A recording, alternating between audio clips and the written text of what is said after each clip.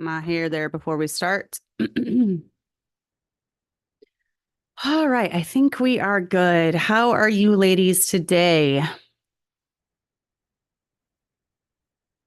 Go ahead and share this really quickly in the group.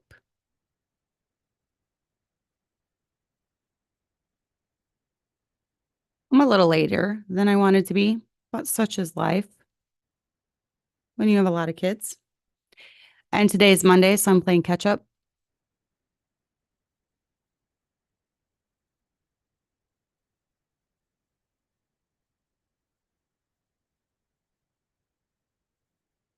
Oops, there we go.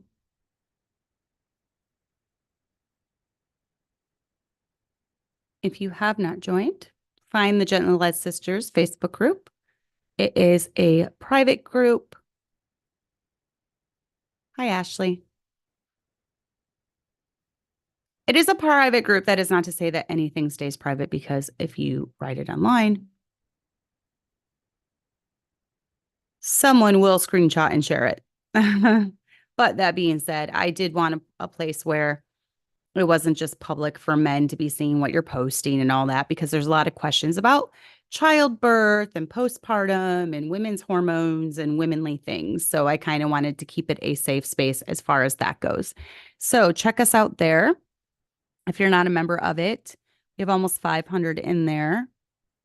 So lots of good interaction and answering questions with, we have seasoned moms in there. We have younger moms in there. We have teenage girls in there. So we have a very broad spectrum. We just started, Julia, literally like 1 minute ago. I was a little later than I wanted to be because life happens when you have a lot of kids. Anyways, let's delve right into this. I'm going to set that aside. I'm going to go back to that later. But I wanted to talk on this subject. It was actually a thought that was put into my head a couple of weeks ago by my husband when he was preaching. Sometimes when he's preaching, I kind of have thoughts pop into my head, and I think to myself, I really want to do that subject. And so I actually thought of this a couple of weeks ago because I've seen an alarming trend over the past few years. And it was actually when he was doing his message about just, instead of having like a fatalist mindset when it comes to end times and prophecy. And I thought, that's good for even when raising children, because I have seen this trend over the last few years. And Baptists, we can tend to be very pessimistic. And when it comes to all things, when it comes to marriage, when it comes to raising children, when it comes to prophecy. And I've seen an alarming trend over the past few years. And it's the teaching that it doesn't matter what you do as parents, that raising good kids is probably not going to happen in this day and age that we live in. The generation that we live in is blamed. And while, yes, we have the odds stacked against us in this area, it's not impossible to raise good kids. I know hundreds of Christians who have raised good kids, and I'm watching it done in real time, even now as I speak. When I say good kids, okay, I don't mean perfect kids. So I'm not saying they're perfect and they never sin, blah, blah, blah. We all have issues. We all sin, our kids included. I'm talking about kids that follow in the ways that you raise them. They're pure on their wedding day. They strive to follow the Lord and his commandments. They're a contribution to society. Their speech is different than the world's. They honor their parents. They love their family. They go to church. They're solid, upstanding people. I know that none of us are good. And anything we do is because we choose to walk in the spirit and not the flesh. However, I am sick of this fatalist mindset. It's not just the flip of a coin. And, oh, well, if they turn out, they turn out, they like to use the thing, they have free will. We're not Calvinists. Well, I beg to differ. We're not Calvinist where what's going to happen happens. You're predetermined to either go to heaven or hell from the time that you take your first breath. It's not just the flip of a coin. Raising good kids takes more than a checklist, and to downplay the success of those who have raised good kids is wrong. It's also refusing to acknowledge mistakes that have been made.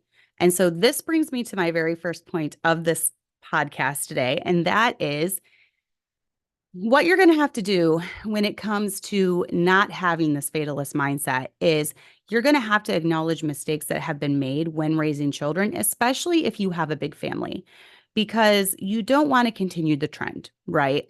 I have known families where they have had a child or two that has rebelled. Maybe they have a larger family, they have six, seven, eight kids, and they have the oldest child or one of the older children rebels. And then from that point on, the other ones don't. So that I've seen that happen. I've seen it happen where maybe they had six children that chose to walk in the ways that they had raised them, but then like the last one or the baby or something decided to rebel and be a prodigal. So I've seen both of those things that happen, but it's especially important when you have older ones that rebel or are prodigals that you kind of reevaluate what you've done, how you've raised them. And if there are mistakes, and there's always mistakes, you acknowledge them and then you address them, you repent, and you move on and you do better. You know, raising kids is very, very humbling. And anyone who is a parent will tell you this. It is extremely humbling. It shows us our weaknesses like nothing else. I used to think that I was the most even-tempered person until I got married and had kids. And then I was like, whoa, I have some issues that need to be addressed. You know, I can have a little bit too much of a temper.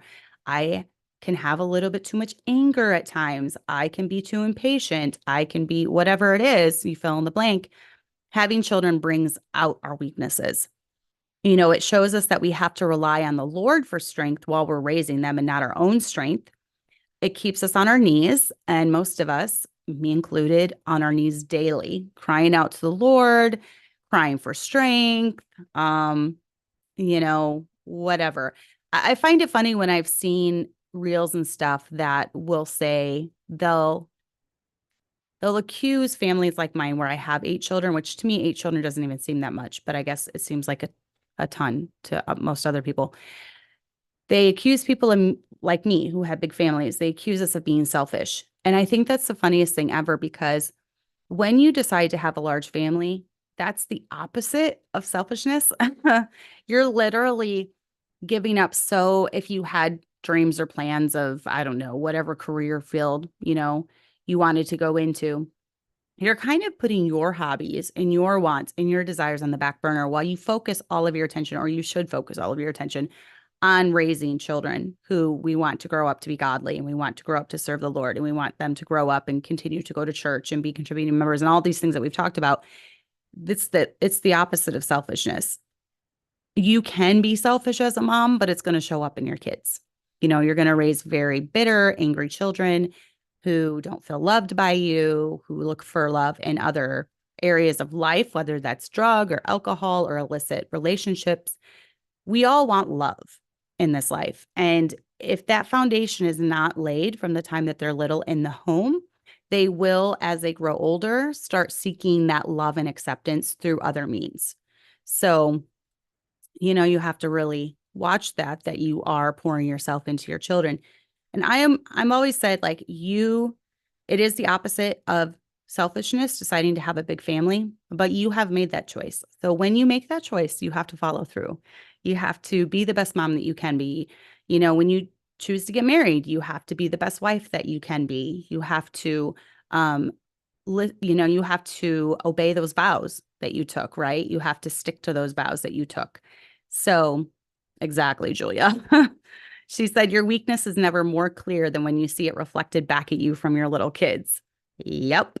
And oftentimes you see it in the area of their sin. You know, you see your impatience come out. You see your anger come out. You see your frustration come out, because they are like sponges and they're soaking up everything that you exhibit to them. They're handling situations like you would handle them. You know, they're reacting to situations like you would react to them. So you definitely see that when raising children. And, you know, raising kids constantly has us reassessing where we need to change and why we need to change it. You know, none of us have it all together. There's not one single perfect family, because we're all sinners and we're all going to be dealing with this flesh until we see Christ and become like him. So none of us have it all together, but some of us do want to grow as individuals. And what you'll often find is that if someone is stuck and stubborn and they just claim that they did everything correctly, I've done everything perfectly, it's just my rotten children, it's all on them, there's blame to go around. You know, we as parents have shortcomings, our children have shortcomings. but someone has to step up and take responsibility, and that falls on the leadership. And in a home, the dad, I still believe, obviously, in biblical roles and biblical, the biblical authority structure, and men bear the brunt of the responsibility. They bear the burden of responsibility. So, and right below that are moms. And I think even more so sometimes on moms lies a lot of the responsibility, because we are the keepers at home. So we are the one who spend, let's say we have, what is it? The kids wake up at 7, they go to bed at 8. So we've got 15 hours or so of waking time, 13 to 15 hours. We're probably with them like 75% of those, 80% of those. Sometimes for some of us is 90%, depending on how early the kids go to bed or how late they sleep. So we are the ones that are guiding the home. We are the keepers at home, and that's on us. So it's not a one or none situation, right? It's not only the mom's fault if the kids choose not to. It's not only the dad's fault if the kids choose to walk away. We all kind of bear in that blame, but the leadership takes the amount of that responsibility. So it's not just that you have these rotten children, they got it from somewhere, right? They're under your leadership. They're under you guiding the home, you running the home, et cetera, et cetera. So none of us have it all together, but some of us do want to grow as individuals. And that includes taking responsibility for places that we've messed up and trying to do better with maybe the kids that are left at home, with the ones coming after them, maybe advice we give to other people. Even those who have failed in certain areas of life can give advice in the fact that they've realized they messed up, and they can say, don't do this. So I did this, don't do this, or whatever it may be. So they can give advice that way. However, I tend to want to follow the more optimistic the optimistic role models, I guess, and the ones who have had successes. So I tend to want to do the advice of those who have had successes in their life, not the ones who have had failures and are now saying, do as I say, not as I did, So every time you think you've arrived as a parent, your kid shows you that you haven't. And every time I get comfortable, thinking, okay, I can kind of coast now, my kid comes along and they're like, I'm going to make you not coast like you've never coasted before. It's not done. I've raised half of my kids. It's not done. And it never finishes, because even my adult kids, who a couple are married, I'm expecting my first grandchild, I'm going to be active in their lives as well. So I want to be an influence in their lives. Obviously, I'm not going to have the same role, because I'm not going to be raising their children. That lies on them. But that being said, I do want to be a godly influence in my grandchildren's lives. So this whole thing, once you have a child, it never ends, even after they're grown and married and out of your house, because you're going to have future generations that are coming that you want to be involved in, and you want to be, an influence in. So none of us have arrived. We can always be getting better. If you think you've arrived, you haven't, and your kid's going to prove to you by probably embarrassing you publicly that you have not arrived. So yes, I love that quote, Julia. She said, one of my favorite quotes is, my kids would never, and here they come, never, nevering like never before. I learned that very early on, to not say my kid would never do that, because I feel like kids just have it in them, especially if they overhear. They're like, oh, I'll show you. And they will embarrass you. So yes, just when you're having children, be humble, ask for forgiveness, and tell your kids that you'll be doing better moving forward.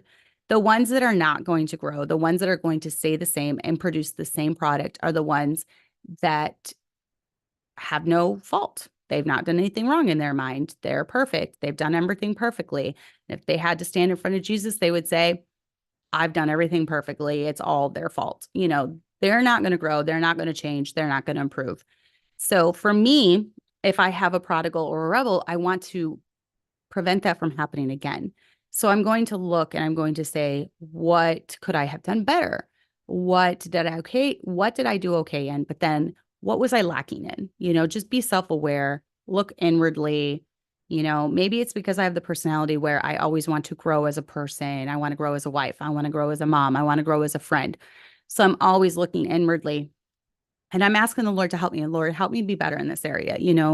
Keep control of my tongue, keep control of my thoughts, keep control of my attitude or my reaction to things, so maybe it's because of that, but mindset is a very, very important when raising children. And I firmly believe, and many of you know this, and I was just talking to Chloe about this because I firmly believe that whatever you put your mind to, that shapes just your reality, right? So if I determine that I'm going to enjoy something, I'm going to enjoy it.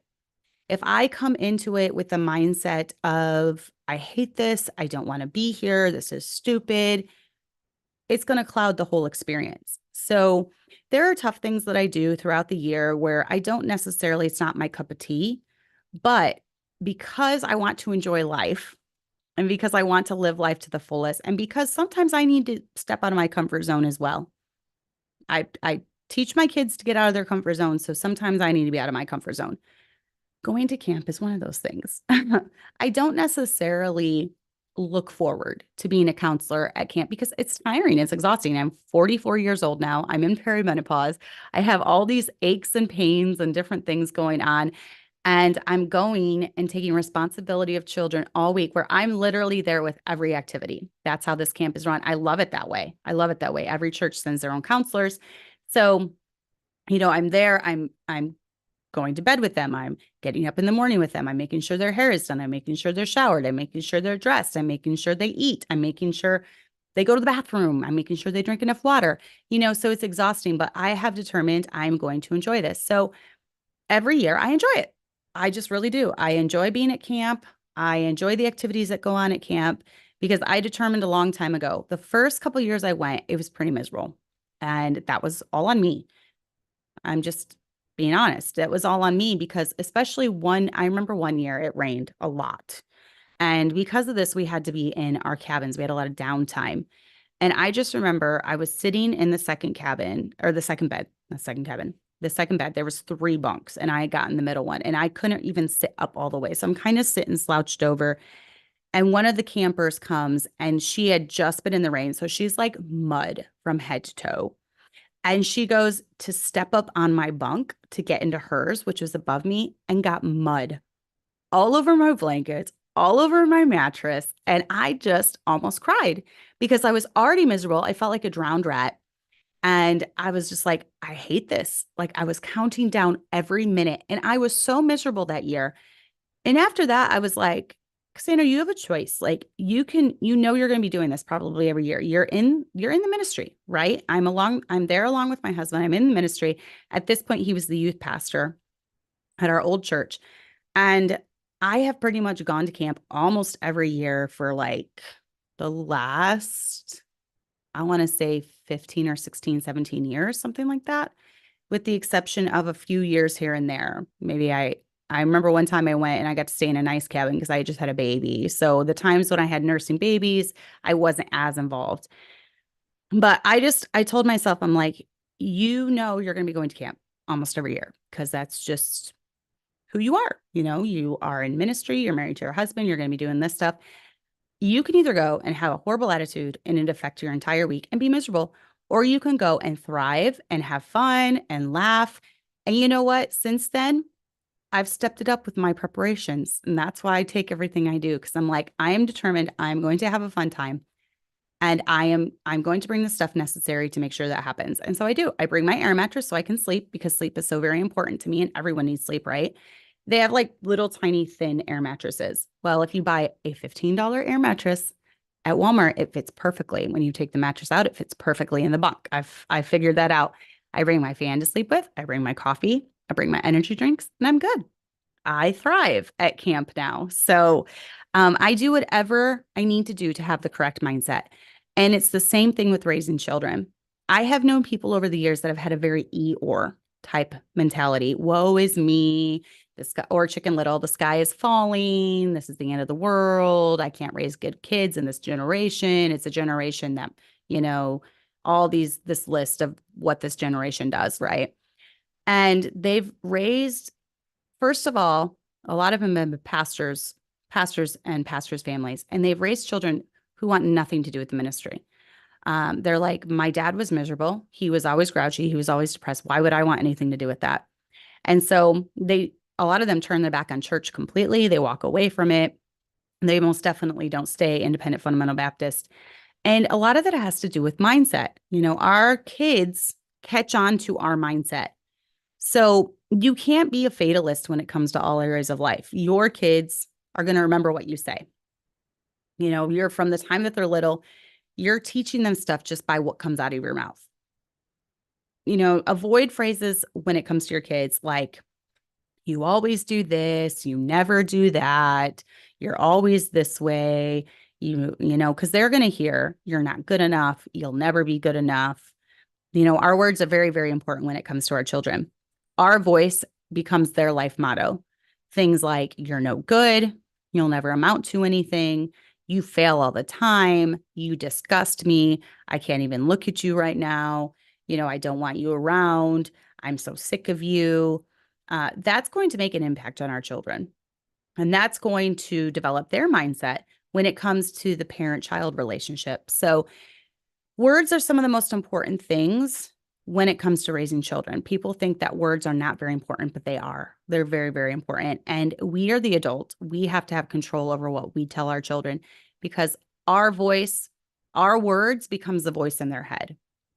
How many of you, thinking back to when you were a kid, had a pivotal moment in your life where, one, your dad or your mom said something very encouraging and you've always taken that through life? Or number two, they said something very, very detrimental and you haven't been able to shake it. And maybe it's something like, you always fail at everything you try to do. And you've got that in your head. Even when it comes to maybe you're into music and you have a big recital and you sit down to play your big recital and that pops up in your head. You always fail. And then you go into it thinking that, and our mindset affects so much of what we do. It really does. And maybe we mess up in a spot we've never messed up before because those words are just going through our head, going through our head, going through our head. So think back to when you were a kid and use those experiences to help you with your own children.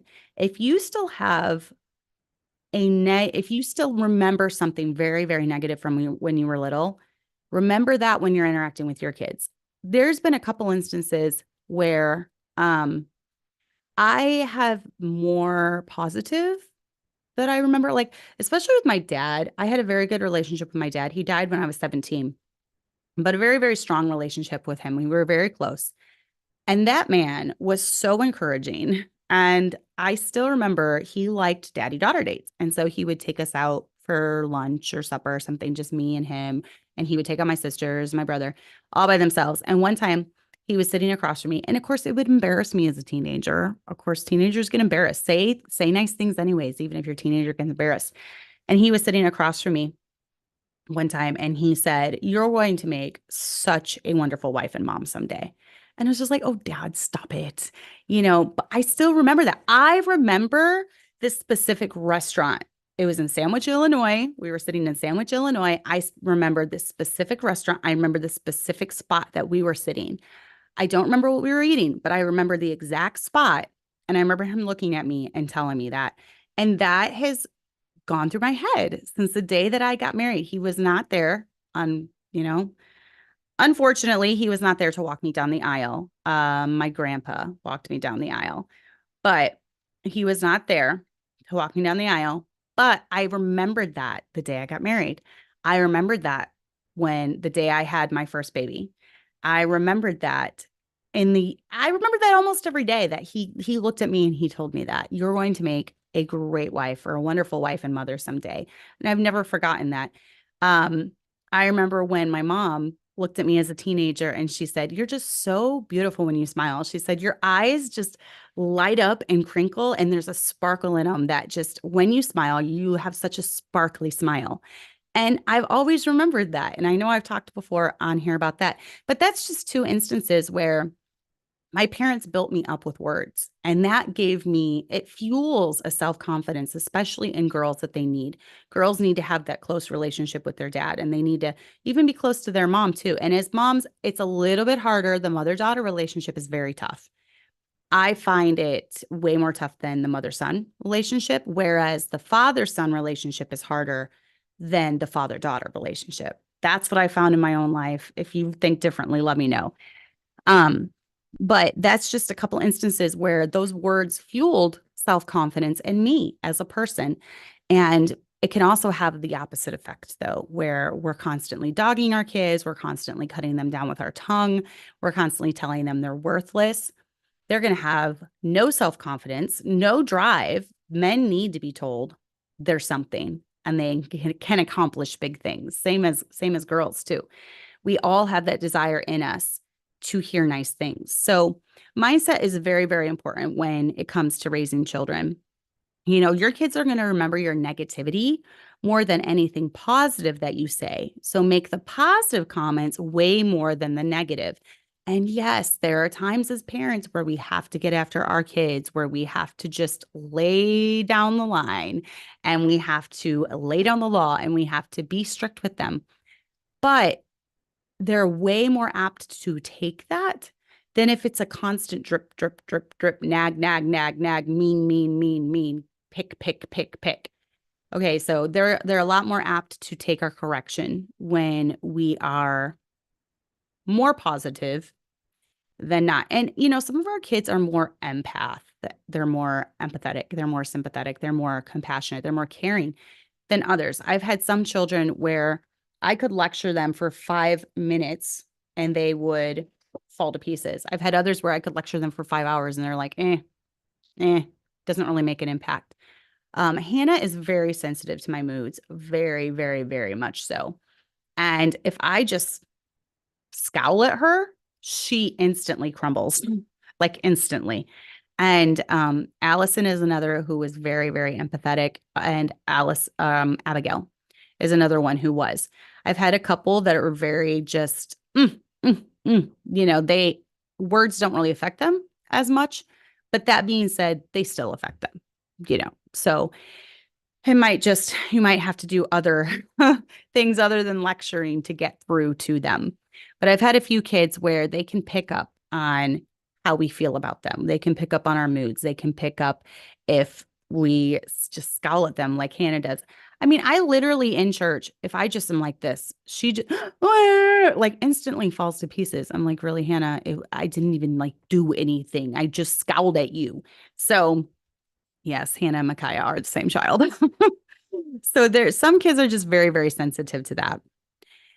So, yeah, so they're going to remember your negativity more than anything. So make sure that the positive comments are way more than the negative comments.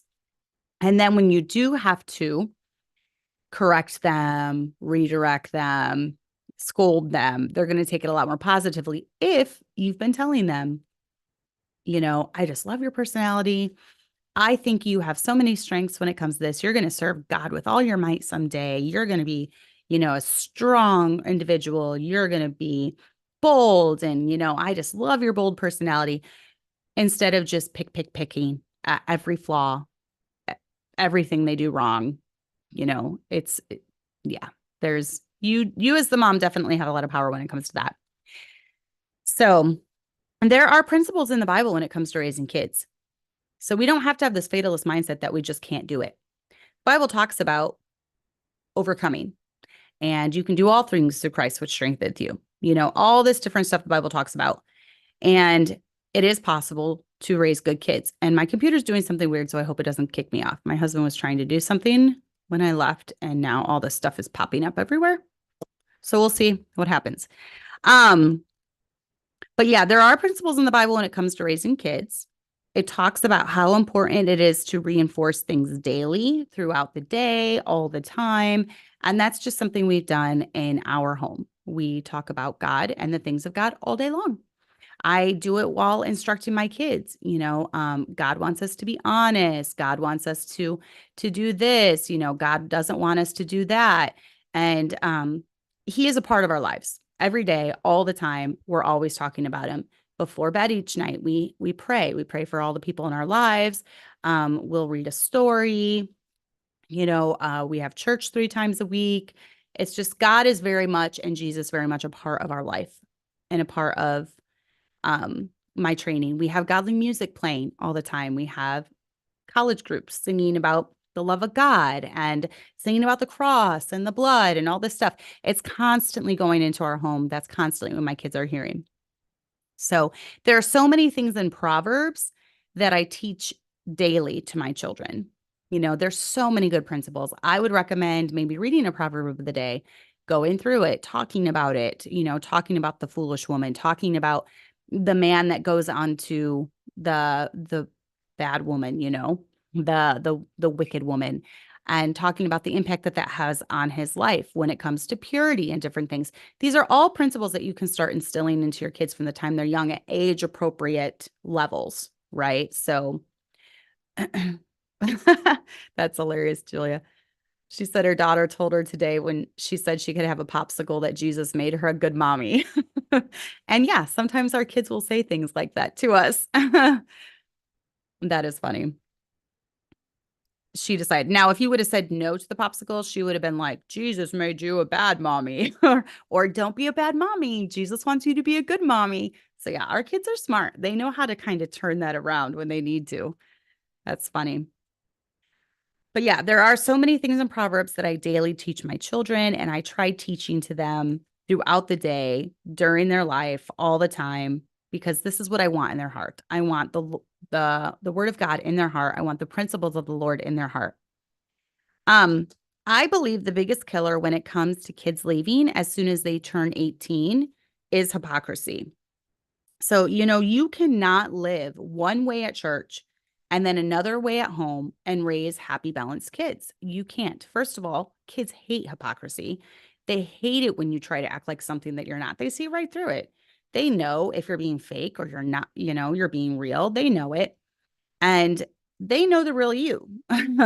They know how you would normally react to a situation. And if you are just like over the top sweet, and when you want to rip someone's eyes out and then you get home and you talk about how you want to rip that, don't be fake about things. Don't be fake. Your kids know. They can see the real you. They know exactly how you are at home. Don't do things in life because you're trying to play a part or fit in with a certain group of people. You have to do the things in your life that you do because you believe in it. Don't do something if you don't believe in it. Don't dress a certain way if you don't believe in it, if it's not a heart thing.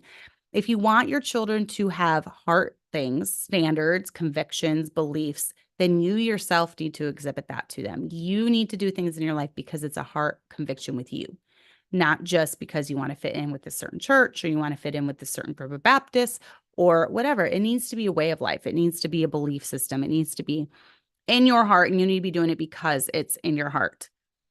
Believe in the things that you do and be able to explain why to your kids. Why do we do this? There have been things in our life as our kids have gotten older and as we've raised them, where we've had to kind of take a step back and we've had to reevaluate why we're doing this, and we've readjusted. Sometimes we need to get stronger in an area where other times we're like, this has no biblical backing. This is silly. We don't need to be putting this into our lives. We don't need to be doing this. We don't even believe in this. So, and most of the time it's very, very small things. But with some of the things that we have heart convictions, we have not budged. And what you'll see, especially if it's not a heart conviction, is a preacher might preach one way when he has all little kids, and it's easy to thump your chest and be like, I'm so hardcore. I'm so over the top. Look at me. We don't have a TV. We don't do this, blah, blah, blah, blah, blah. But as their kids get older and they start developing a will of their own and they become teenagers, there's pushback.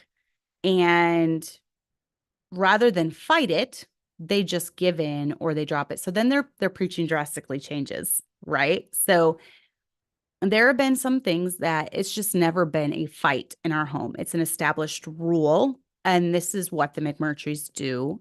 And as long as you live in our home, this is what you're going to do as well. And that has been things with clothing. That has been things like music, what you watch on TV. There's a certain rating we will not allow. When it comes to how you date and if you're going to, be physical before you get married, those things are hard rules. Cell phone, not until you're 16. Certain social media platforms, not until certain ages. So there have been hard rules that we've not budged on. And there's almost really not even a fight over it because we've been so consistent with that. And that's another thing.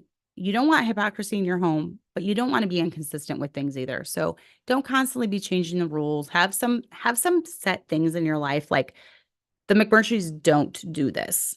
We will not ever do this. I know for some hard rules for us, that would be things like drinking, smoking, tattoos.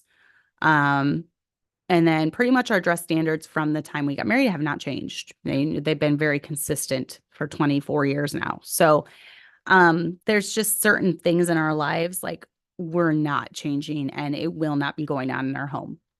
And there really hasn't been any fight at all with our kids. So we've been blessed in that, but I think it's partly because we've been so consistent. Like our kids don't even question it. They just know it's not changing. If you live in the McMurtry home, it's not changing. So, but what is your mindset when it comes to your kids? Think about it. Are they a burden? Do you tell them they're a burden all the time? Do you act like they're a burden all the time? Are you constantly irritated with them? Are you constantly angry? Are you constantly stressed? There's going to be some stressful times in your life, and there's different seasons. I just went through a very stressful season in my life where we had another son get married, and it's a whole different dichotomy thing when you've got adult kids, but then you also have toddlers. So you want to be there and you need to be there for your adult kids, especially when they're going through weddings and different things like this. But you have these little tag-alongs too that you can't just ignore or put on the back burner or just put them in a little spot like a little doll and say, stay there and don't move like a little robot, right? No, toddlers need a lot of work and a lot of training and a lot of discipline. And so it's exhausting. I'm literally at the most exhausting part of you think it gets better? It's just different. It's just different. So I've got these adult kids that I'm pouring myself into, but then I've also got babies, and I call them babies. They're 4 and 6. They still require a lot of my attention and a lot of my time and my devotion. And so I'm being pulled in all these different ways. And it's easy to get stuck in this poor me mentality, but life goes on. For me, it's better for me if I just take things one day at a time. One day at a time. It is really hot in here. Notice I went back to my summer hairstyle, the curls now, because it's getting hot and humid in Illinois. But I digress. Anyways, it's very easy to get stuck in an poor me mentality, but we still have to get done the things that we have to get done. Our kids need love. Our kids need affection. Our kids need correction, especially when they're really, really young. Now, things will get easier in the form of you won't be correcting all the time. The older that they get, what you want to get to is that phases out. Physical correction phases out by the time they're, I would say 8, 9, 10, 11, 12. It's starting to phase out by that time. You should be able to, at this time, to guide them with a lecture, to guide them with a look, to have different consequences in place. So that's the goal, is to get them to that time. But you cannot have this mindset of life is miserable, it's so stressful. Your kids are going to pick up on that. And then they're going to feel like a burden. They're going to feel like they're not wanted. And they're going to maybe lash out in anger, maybe rebellion. So you really got to watch that as a mom. Your kids know if they're wanted and they know if they're loved. Why did you even have kids? I was watching something the other day and it was talking about they were like adopting foster kids or something. And it was like a really terrible day one day. And the grandma was telling the foster mom, she was just like, on really tough days, I remember why I wanted to become a mom in the first place. And I think that's a really good mindset. Think back to those prayers. Think back to how much that child was wanted. Think back to losses in your life where you would do anything for another baby. And then you get pregnant with a rainbow baby and think of how much that child was wanted and how much a child is loved. And that will keep you going through the hard days. That will keep you going through the stressful days when you remember why you wanted to be a mom in the first place. And your kids pick up on your attitude towards them. They pick up on whether or not you really wanted them. Just remember, you set the tone in the home, mom. You set the tone. Be consistent. That's one of the biggest things. Be consistent. Is your home a war zone? It shouldn't be a war zone. A successful marriage is one that is not a war zone all the time. A successful marriage is one where you don't have to walk on eggshells all the time. A successful marriage is one where there's not fighting and screaming and yelling and throwing things and physical abuse going on. That's not a successful marriage. Just because you stayed married, it doesn't mean you've had a successful marriage. You've had a marriage that's endured, but has it been vibrant and happy? And has it been one that your kids want? That's what you got to ask yourself. Is your home a war zone? Do your kids have to walk on eggshells all the time? Are you constantly mad? Are you constantly angry? How do you treat their dad? How you treat their dad is how they will treat him. And I have seen this quite a bit over the years of just being in the ministry. Oftentimes, when a wife has just disrespect to her husband, whether that's publicly, whether that's under her breath. I've seen wives mutter things under the breath about their husband before. I've seen them roll their eyes at their husband in public. And I'm thinking, oh my goodness, if they're like this in public, what is it like when they're home? I've seen wives jerk away from their husbands in public. I've seen wives give their husbands tongue lashings in public. I've seen them just look at him with disdain and contempt. And mark it down, if you are treating your kid's dad like that, that's exactly how your kids will treat him someday. And someday you might want your kids to listen to their dad when that comes to making life decisions. I mean, why did you marry him? It's the same thing with your husband as it is with being a mom. Okay. So when you're having those tough days as a mom, think back to why you wanted to become a mom in the first place. When you're having those tough days with your husband, and you're going to have them because every marriage has them. We all have stressful days. We all have grumpy days. We all have days where we don't feel good. We all have days where we take out our frustrations on our spouse, and that's wrong and all that. But think on those days, think back, why did I marry this man? Why did I fall in love with him? I vowed to love, obey, honor him, stay with him through sickness and health. I chose that. So there was something in my husband that I saw that I loved. Why have I lost track of that? Why have I lost sight of that? Like, was he just this totally different person? And I got married and now I want nothing to do with him. No, there's always something. There's something there. And sometimes you just have to remember why you fell in love with him, and you have to fall back in love with him. Life and marriage, we go through cycles, right? There's seasons. There's seasons where we are madly in love and we can't get enough of each other. Then there's seasons where maybe it's pregnancy or postpartum, or our hormones are crazy and we're just like, please don't touch me. We all have different seasons. But the thing that makes us get through that is, number one, the vows that we took. It's till death do us part. There's no outs, there's no outs when it comes to this. So there's going to be different times where we don't feel like we're madly in love, but just hang in there. You're going to go through another season when you are, and you can't get enough of your husband and you want him near you all the time. But you have to remind yourself why I fell in love. And then you have to make sure that you have the right mindset when it comes to him. And then just make it a part of your life that you are going to honor. You're going to respect him.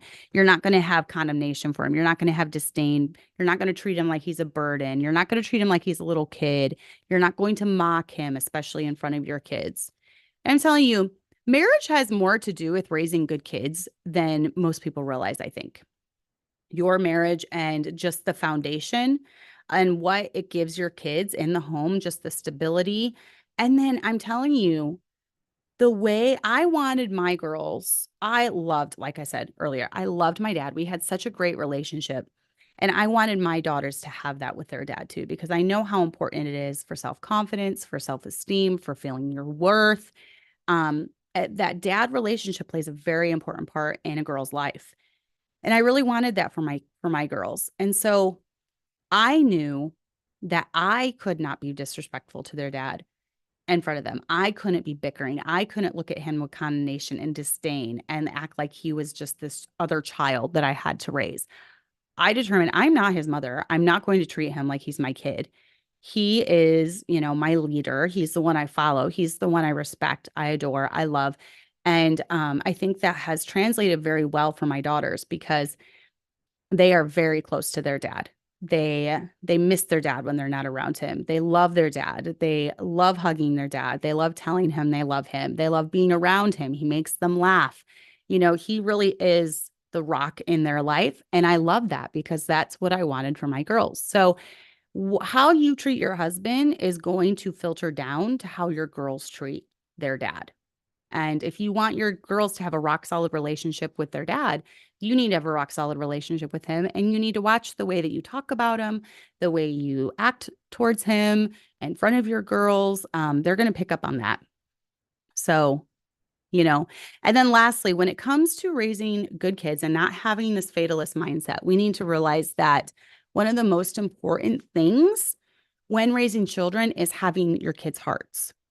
You have to have their heart. And I know I talk about this often, and many times young moms are just like, I don't understand this. Like, how do I have their heart? And they want a checklist, like do this, do this, do this, do this, do this. Well, I can't give you a checklist. It's just all of these things combined, right? Like not having the hypocrisy, staying consistent, loving their dad and loving their dad well. That's a part of having your kids' hearts too. And for us, we had to start very young. We've always been a very affectionate family. Show my kids my love. I hug them. I cuddle with them. I tell them I love them. Um, I like physical affection when it comes to my kids and my family. And you want them to get to the point in life where it will hurt them to hurt you. Like if they want to stay, they want to avoid that. They want to avoid hurting you because they love you and you have their heart and, they're honoring you. So have a relationship with your kids. It's more than just spanking and correcting.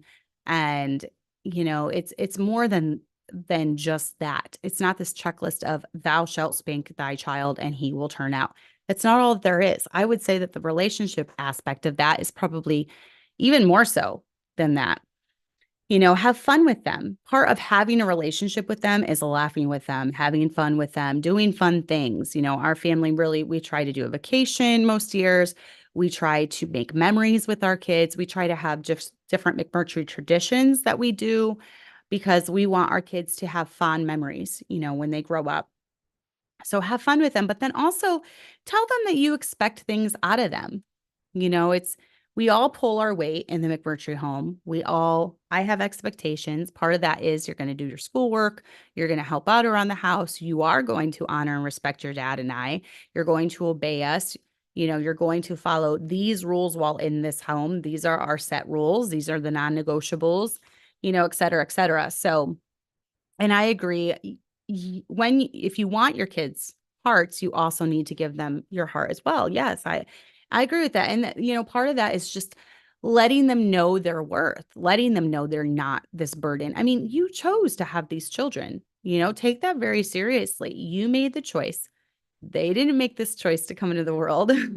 God, you made the choice that you were going to let God give you children, and God opened your womb and here they come.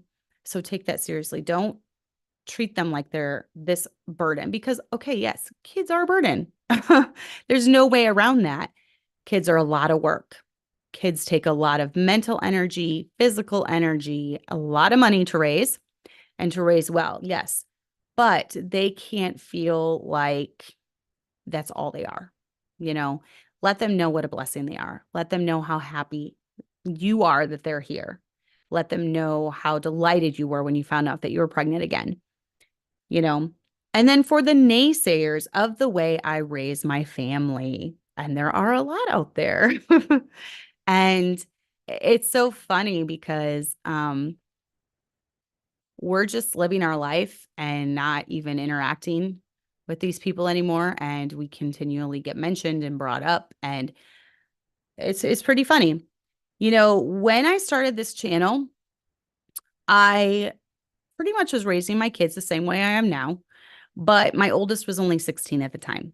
So while I was a couple years away from having an official adult child, I knew that these principles in word work because I had seen it. I was raised in a good home. My husband was raised in a good home. We were following the example set forth to us by preachers who had raised good kids. And when I say good kids, refer back to the beginning where I'm talking about not perfect kids, but kids who followed after the ways their parents had raised them in. That's what we wanted. That was the product we wanted. So when I started this channel, I hadn't quite raised one to adulthood yet, but I knew the principles worked because I had seen it working. And I want to say that evidence that these principles work is in the fruit. So follow those who have the result that you want. And these principles that I was teaching 7 years ago or whatever it was when I started the channel, they did work. They have worked. And they're continuing to work. I'm seeing it work in real time. I now have raised 4 of my children. I'm halfway there. And so far, so good. So, and that has nothing to do, like my husband said in his sermon last night, that has nothing to do with us. It has to do with following the wisdom of someone else who had wisdom, following the right wisdom, right? And so we always determined that person has fruit I want. I'm going to follow his advice. This person has fruit I do not want. So you know what? I'm going to skip that sermon on the home. I'm going to skip that sermon on the family because this isn't a direction that I want my family to go. So we've always followed the wisdom of those who had the fruit that we wanted. So yes, kids have free will, but watch for patterns. If you want to raise a good family and you're watching a preacher who is, 6 of his adult children are now out of church, out of the will of God, just giving in to every desire of the flesh, every one of his kids has gone that way. And then you might want to just steer clear of the advice that he is offering. To say it's impossible to raise good kids, it's a slam on every parent that's raised good kids. And it's a way to excuse your failures and make yourself feel better about your failures. That's all it is. Let me say that again. To say it's impossible to raise good kids is a slam on every parent that has raised good kids. And it's a way to excuse failures and to make yourself feel better about your failures. Raising good kids is one of the hardest things I've ever done, and it's ongoing. I'm not done yet. It's not something I can take a break from. It's not something I can coast with. It's not something I can check out with. It's a day in and day out, making good choices and being the Christian that I need for my kids to see. Your life right now, where you are, think to yourself, my life where I am right now is a result of the choices I have made. Who I'm married to is a result of the choice I made. How I've raised my kids is a result of choices we have made when raising our children. So it's going to be hard. It's a lot. It's very, very hard. It's a hard. The hardest thing I've ever done. Hardest thing I've ever done. But it's not impossible. And we need to get rid of this mindset that says it's the generation we lived in. It's impossible. It's a generation we live in. No one can do it. That's a lie, because there are people who are doing it. There are people who are doing it, and look for those people. Follow the wisdom of those people when it comes to things that they instilled in their home, things that they did in their home. Take the advice. How was the marriage relationship? Do you know the families that I have seen that have raised what I would consider the best kids as far as like following the Lord, following his commandments, having a heart for the Lord, keeping the sin out of their lives, following along in this IFB lifestyle? The people I have seen that have raised the best children when it comes in this era are the ones who have rock solid marriages. They chose to put each other first in their marriage. They had a loving relationship. The husband cherished his wife. The wife respected and submitted to the husband. They each knew their role, and they did their role without complaining. They had the proper mindset. They had the proper goal when it came to how we want to raise our children. And they worked towards that together, and they were in unity. those are the ones that I have looked up to and respected throughout the years. And it's the pattern that I have tried following, even on the days where I didn't feel like it. It's not always easy to be submissive. It's especially when you don't agree and you think you're smarter than your husband. And you know what, ladies, sometimes we are smarter than our husbands in different areas. Okay. Um, maybe you are better at math than him. So you think you do better at the budget, but he has decided he wants to do the budget. Let him take responsibility for that. He's the leader in the home. He's decided, and then he can deal with the responsibility that comes with that, whether that's success or failure. That's his burden to take. It's not always easy to be submissive when we think our husband's making a stupid decision, but it's what we have to do as wives.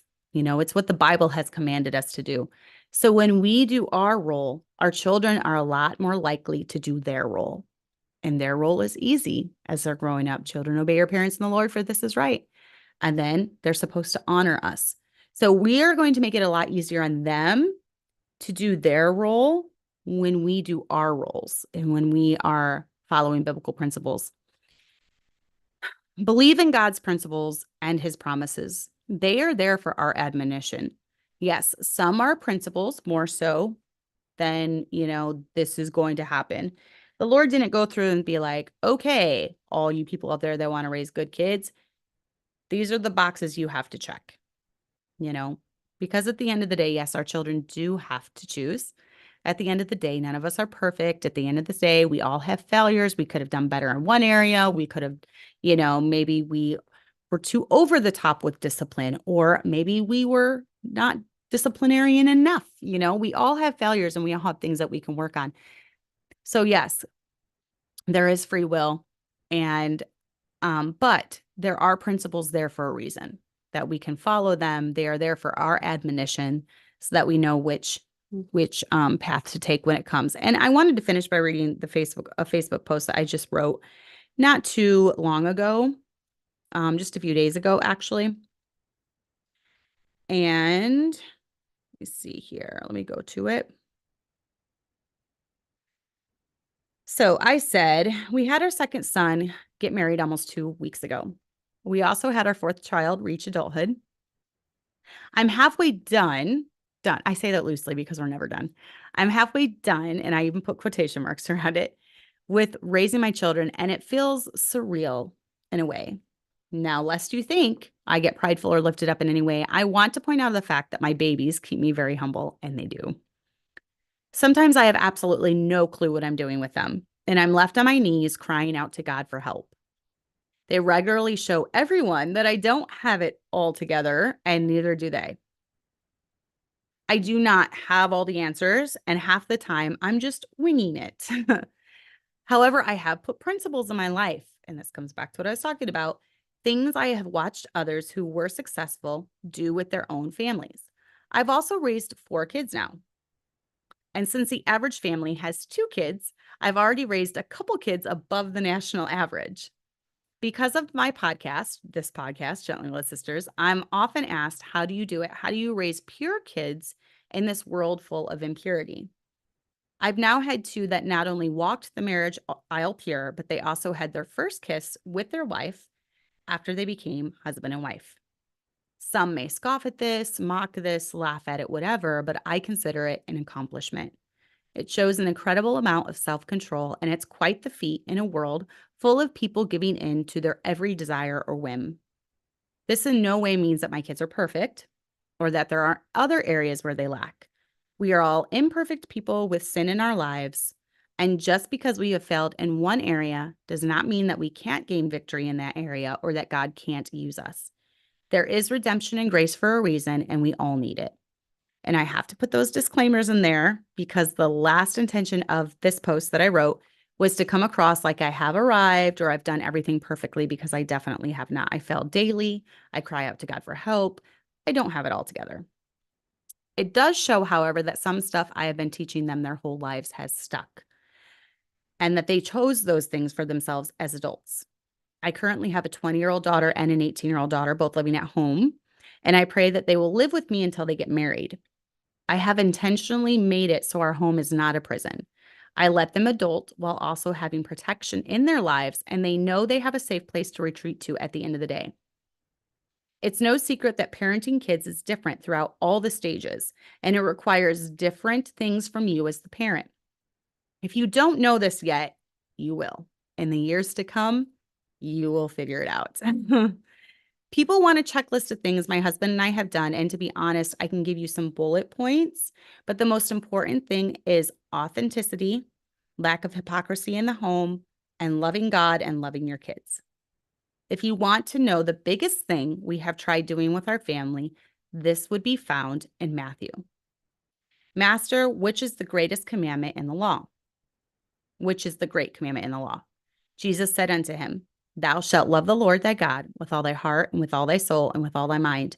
This is the first and great commandment. And the second is like unto it, Thou shalt love thy neighbor as thyself. On these two commandments hang all the law and the prophets. But for some who like long reads and bullet point lists, here are some bullet points, and I'm going to end with this. Start young. Training and teaching takes place every minute of the day at all hours. Communicate, teach them the importance of purity and holy living and standards and godliness, and then show them how to live that way. Teach self-control from a young age in every area. Time management, eating, screen time, video games. Limit, but don't eliminate things like that, and set the example yourself. Teach the difference between a need and a want. Food is a need. Ice cream is a want. That's just an example. Have boundaries in place when dating. We do chaperone dating. We call it prison dating. However, we allow them private communication lines while they're dating. So if I have to watch over my 21-year-old shoulder and monitor every text he sends his girlfriend, there's a heart issue and we have bigger problems at this point. Everything is filtered through my husband, my girl's dad, or the dad of the girls my boys dated. Both my boys are married now, so no more daughter-in-laws for me. That's it. It's set, 2 daughter-in-laws. So all I have left is girls to marry off. So everything will be filtered through my husband when it comes to them. My daughters know that dad is watching and observing and protecting them. Let your adult kids be adults. Allow them responsibility, especially when they've done nothing to destroy your trust. Let them live. Let them make money and travel, and let them enjoy being single and living at home. As I wrote this post, my oldest daughter, Abigail, was on a cruise with my sister and her husband and their 3 kids. Your adult kids shouldn't view your home as a prison that needs escaping, and they should always be happy to come back to your home. Physical discipline is needful when you have toddlers and young kids, but the goal is to get to the point where you no longer have to use it. I've been preached about from pulpits, because I don't think you should need to spank older kids and teens. I've also never had a rebellious teenager. By the time they are teens, you should have their heart. You should be able to guide them with your eye and your words. They should be worried about you being displeased. If your teenager couldn't care less that they upset you or make you mad, there's a heart issue at play. Love your husband and let your kids see that you two love each other. This provides a solid foundation and gives them a good feeling towards the institution of marriage. It will be something that they eventually want. Take them to church and have them around the things of the Lord. Talk kindly to others and have good influences in your lives. Have favorite preachers and don't put them on a pedestal, but also don't criticize every little thing that they do.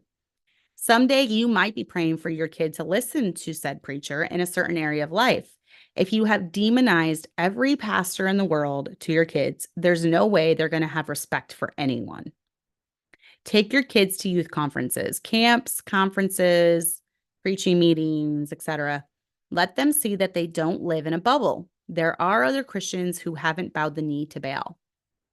Let them see God in your life. Let them see you living what you teach others. Love them unconditionally. Dad needs to be present, a constant source of strength and advice in your kids' lives. And you need to respect him. Back him up. What he says goes, even if you, in your mind, disagree.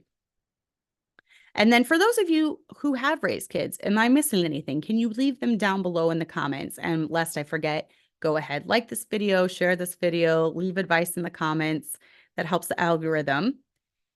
This is by no means a complete bullet list that will ensure you raise kids who choose purity and godliness and holiness. However, it's things that my husband and I have been instilling and doing in our family since we started it almost 24 years ago. At the end of the day, all glory goes to God because we are all imperfect people living in an imperfect world with imperfect kids. Just be real with God, be real with your kids, and be real to others. We're all struggling along, wondering if we're doing enough, being enough, loving enough. None of us have it all figured out, but some of us have raised the family that we've always dreamt we would. And my family that I have now is what my husband and I were aiming for when we started having kids. It's everything I dreamt it would be. It's everything I hoped it would be. It's everything I imagined to be. I was just asked by my daughter-in-law to be with her when she gives birth to Tommy the fourth. Oh my goodness. Talk about chills. I'm literally living the dream that I wanted back when I was a little girl and I dreamt about getting married and having a family. And when you work for something, it is possible to achieve that. And God gives us his word that, we can accomplish things in our life. We can have good marriages. We can have good kids. We can don't have this fatalist mindset where it's just not possible. And if you're young and you just started having kids, thank the Lord that you have people that you can look up to and follow and ask advice and, try to glean from their wisdom. And please do that. Seek out older moms that have raised good families. Ask their advice, pick their brain, watch how they interact with their kids, watch how they interact with their husbands, just sit back. Don't think you have all the answers and try to learn from older women.